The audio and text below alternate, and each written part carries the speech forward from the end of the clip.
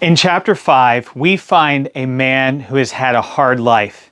38 years, we read. He's been paralyzed, unable to walk, nerves not working.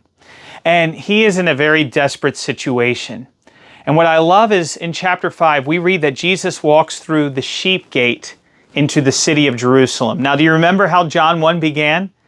Jesus is the Lamb of God. All of a sudden, the Lamb of God walks through the sheep gate.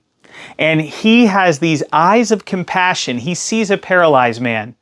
Probably thousands of people walk by this man every day, but Jesus sees him. And he wants to make this man well. He begins to have a conversation with him.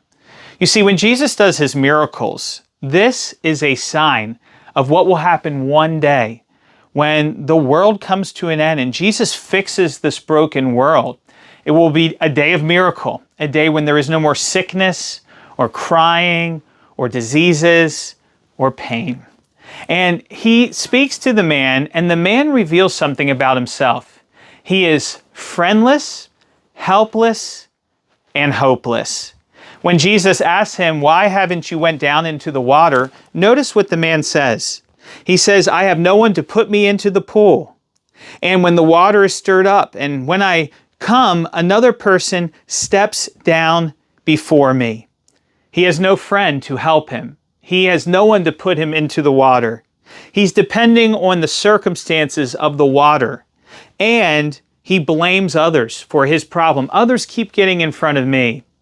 Well, Jesus can overcome all of our excuses, all of our problems. Jesus speaks the word, and this man is healed.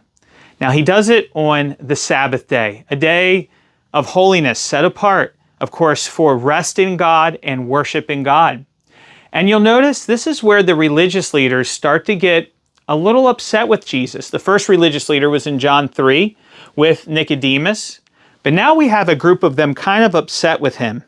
And we have Jesus finding the man and telling him that his life needs to be different from now on, now that he's met Jesus. Things need to change. But the religious leaders are actually angry at him because they care more about their rules than they do about God's working.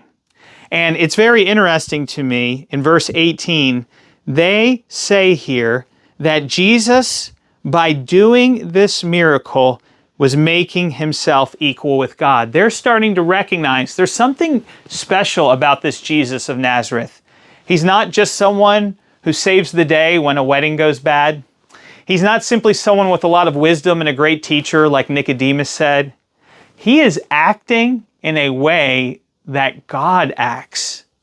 And they're not very happy about it. Now, they should have had a party with this paralyzed man who was made whole. But instead, they begin the confrontation.